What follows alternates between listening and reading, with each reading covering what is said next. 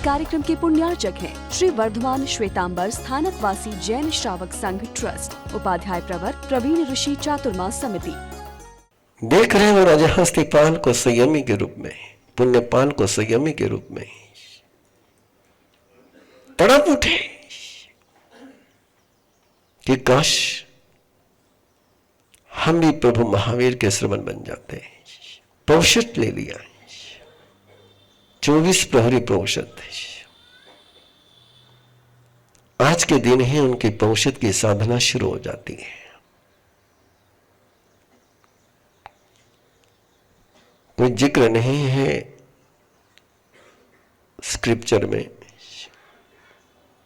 कि उन्होंने क्या चर्चा प्रभु महावीर के साथ की, लेकिन की तो होगी। और वे सभी पौषध लेकर के प्रभु महावीर के चरणों में, परम सौभाग्य उनका कि प्रभु के सानिध्य में उनके जीवन का पौषध हो रहा है।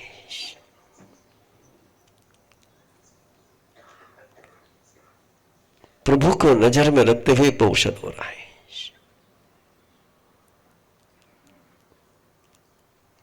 ये सारी जानकारी आपके पास इसलिए दे रहा हूं कि अपने घर जाकर के बच्चों को, घर के सदस्यों को जानकारी देनी है कि क्या है निर्वाण कल्याणक, कैसे होता है निर्वाण कल्याणक।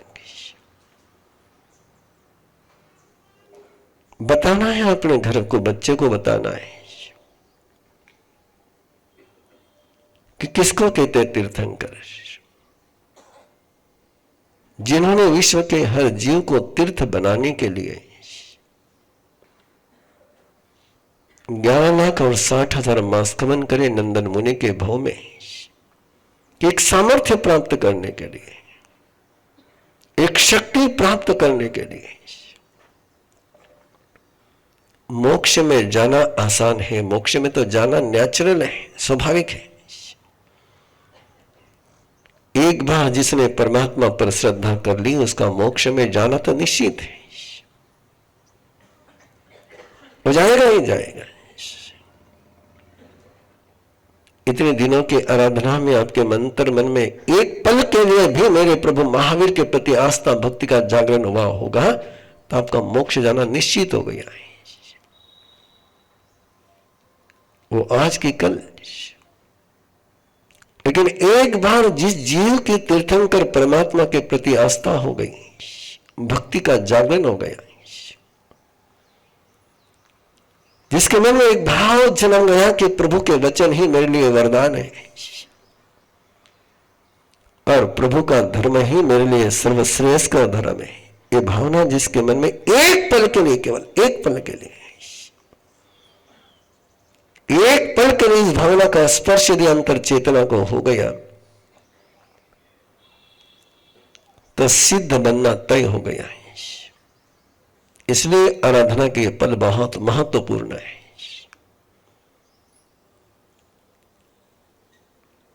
ये प्रवचन नहीं है, ये आराधना है, अनुष्ठान है। क्योंकि उनके तीर्थंकर नाम कर्म का जो पुण्योदय है, उसका स्पर्श जब हम ओपन हो जाते उसके लिए, अरे ओपन होने की बात है केवल।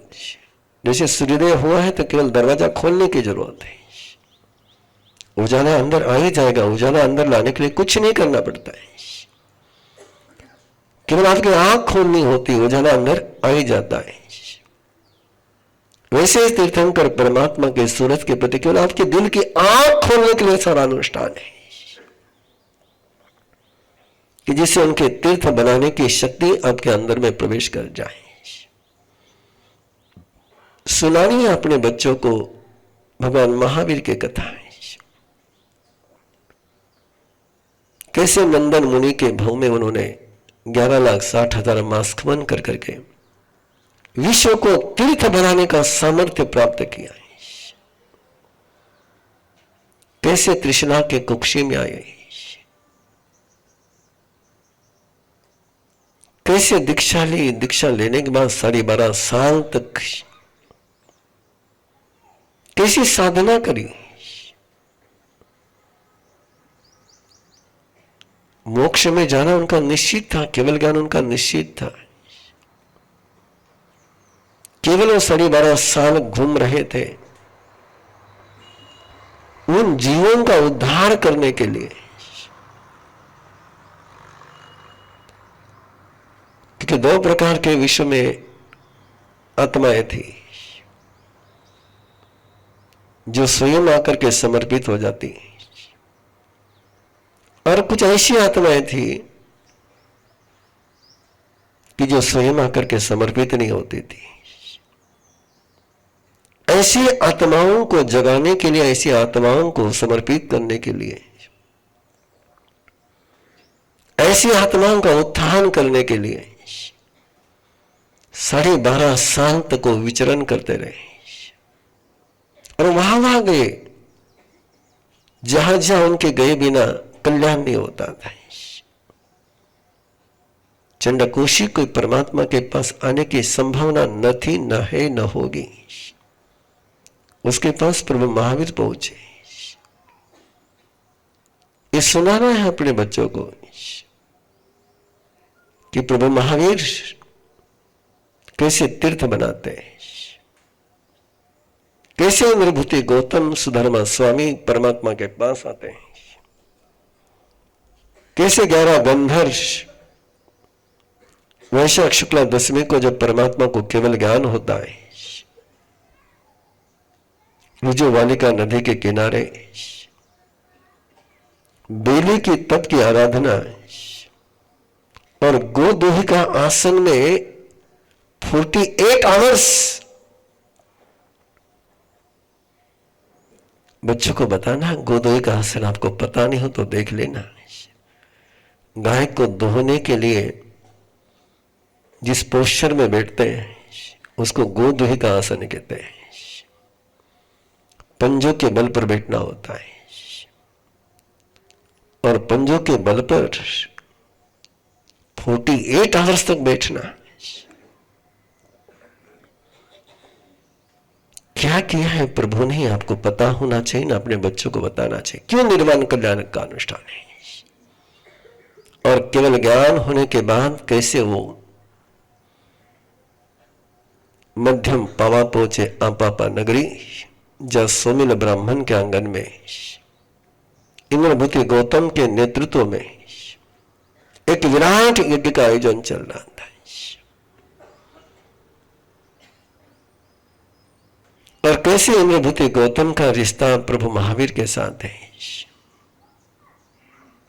और कैसे प्रभु महावीर को देख करके इंद्रभूति गौतम समर्पित होते हैं, वो बात कल करूंगा आपसे। लेकिन आज अपने भगवान महावीर की कथा अपने घर जाकर के सुनानी है। क्या निर्वाण कल्याण का मूल्य है, क्या निर्वाण कल्याण की अनुभूति होती है। आगम ऐसा कहते हैं कि उन पलों में इंद्र के भी आंखों में आंसू होते हैं।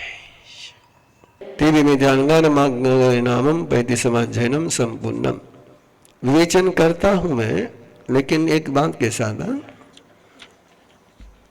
साधु साध्वी की तरफ नहीं देखना। आपने ये मत देखना कि इस प्रोटोकॉल में आज कौन चल रहा है कौन नहीं चल रहा है। एक ही भावना के साथ इसकी विवेचना आपके पास पहुंचाना चाहूंगा कि मैं अहंकार बनूंगा तो कैसा रहूंगा। कौन ऐसा नहीं रहता, वो देख करके आराधना के पलों में पाप कर्म बांधने का गुनाह मत करिए। कौन कैसा जी रहा है ये देखने के लिए हम आराधना नहीं कर रहे हैं, तो मैंने कैसे जीना ये जानने के लिए हम आराधना कर रहे हैं। जिसको जैसा जीना है, यदि आपका उनके प्रति बहुत प्रेम उमड़ करके आ रहा है तो उनको जा करके प्रेम से निवेदन करिए, चर्चा मत करिए। अपनी आदत क्या है, चर्चा करने की, और चर्चा करने के कारण से वो सुधरते नहीं है, केवल अपने कर्म बिगड़ते हैं। अपने कर्म बिगड़ते हैं।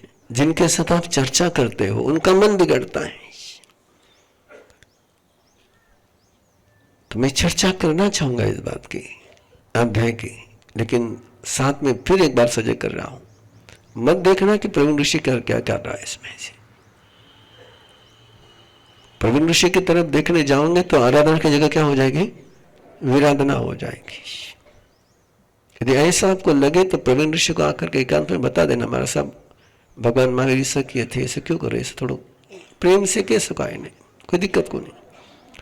लेकिन बाहर चर्चा कर करके लोगों का मन बिगाड़ना हो, स्वयं को मन बिगाड़ना हो, ये उद्योग मत करो।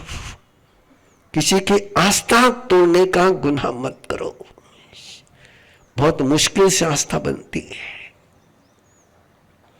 और तुम्हारी चर्चा करने के कारण से क्या आपको लगता है साधु साधु सुधर जाएंगे? तो काय को माथे को तान लेते फालतू का? ठीक है ना। यदि हो सकता है कि आप प्रेम से जाकर के कहोगे और आपके वो कला आ जाए सुधारने की, कभी मौका मिले तो देखना कैसे एक कुंभार भगवान महावीर के जवाई थे ना, जमाली, और भगवान महावीर के बेटे थे प्रियदर्शन। तो दोनों ने दीक्षा ली। दीक्षा लेने के बाद वो लंबी चर्चा है। जमाली का मन कोई परमात्मा के संग में लगा नहीं, वो अलग हो गया। तो प्रियदर्शना भी जमाली के साथ चले गए, नई फिलॉसफी खड़ी कर ली। और परमात्मा की फिलॉसफी बहुत क्लियर थी कि काम शुरू किया तो काम पूरा हो गया। काम कड़ माने कड़े किया, हो गया। बेकार नहीं करी, उसके बाद तो अलग हो गया। तो प्रियदर्शना भी उसके साथ चले गए। अब एक श्रद्धालु श्रावक को बात चुभ रही थी कि प्रियदर्शना ने अलग जाना उसको नहीं अच्छा लग रहा था, लेकिन अब करे क्या? गंधर्व नहीं समझा सके, उसको एक श्रावक समझा देता है। चंदन बाला नहीं समझा सके, उसको एक श्रावक समझा देता है, कुंभार। एक बार वो प्रियदर्शना अपने साथियों के साथ किसी कुंभार के घर पर रुकी हुई थी, और कुंभार के मन में था कि इसको ठिकाने पर लाना है। तो उसने एक काम किया, वो अंगारे तो थे कुम्हार के पास। एक दिन एक अंगारा जो है उसकी चद्दर पर डाल दिया। अब चद्दर पर डाल दिया तो बोले मेरी चद्दर जलेगी। बोले चद्दर जली क्या? बोले तेरा तो सिद्धांत है क्योंकि अंगार जलते पूरी जलती नहीं, ठहर जा, पूरी जलने दे। भले नहीं जल गई नहीं इतनी सी। बोले जितनी जल गई उतनी जल गई, फिर महावीर भगवान को क्यों इनकार करेंगे? और फिर प्रियदर्शना वापस भगवान महावीर के संग में आई। तो ऐसा आप कर सकते हो, है ना? ऐसा आपको लगे, लेकिन वो टेक्निक के साथ करना है। ये टेक्निक की बात आपको पता है ना। इंजेक्शन कभी लिया नहीं लिया? इंजेक्शन देने वाले का हाथ हल्का हो ना तो इंजेक्शन कब लिया पता ही नहीं चलता है, और इंजेक्शन देने वाले ने बिना टेक्निक का दिया तो गांठ आ जाती है। तो किसी को सुधारना नहीं, इंजेक्शन देना है। तो इंजेक्शन देते समय हाथ हल्का होना चाहिए, है ना? तो इसलिए ये तरीके हैं। तो परमात्मा ने कहा कि जो गृहस्थवास को छोड़ करके प्रवृत्ति को स्वीकार करता है, 5 महाव्रत उसके पास है, लेकिन 5 महाव्रत की अगली बात तो कर रहे हैं कि कैसे प्रैक्टिकल 5 महाव्रत कैसे होते हैं। कि रुकता है किसी के घर में, लेकिन घर को कैसे देखना है, कैसे अच्छा घर चाहिए, मनोहर घर चाहिए, रूपवान घर चाहिए, स्मेल अच्छी आनी चाहिए, ये होना चाहिए, वो होना चाहिए। परमात्मा कहते हैं कि जैसा मिला वैसा स्वीकार कर। ऐसे मकान की दिल में भी तमन्ना मत ला कि ऐसा मन यदि ऐसे घर की यदि कामना करेगा तो तेरे मन में इच्छाओं का जागरण होगा, काम राग बढ़ेगा, और जिसके कारण से तुझे साधना करना मुश्किल हो जाएगा। अगली बात कही है, बिल्कुल सीधी सीधी बात है, उसमें मुझे कोई अलग से बोले, स्वयं घर बनाए नहीं, औरों से मकान बनवाए नहीं। क्योंकि ग्रह के बनाने में, मकान बनाने में बहुत आरंभ समारंभ होता है। गुरुदेव फरमाते थे कि साधु कैसा है, तो बोले सांप जैसा है। किसके जैसा है? सांप जैसा है। सांप कभी अपना बिल बनाता नहीं, वो बिल दूसरे बनाते हैं, उसमें जाकर के वो रहता है, तो स्वयं बनाना नहीं कभी।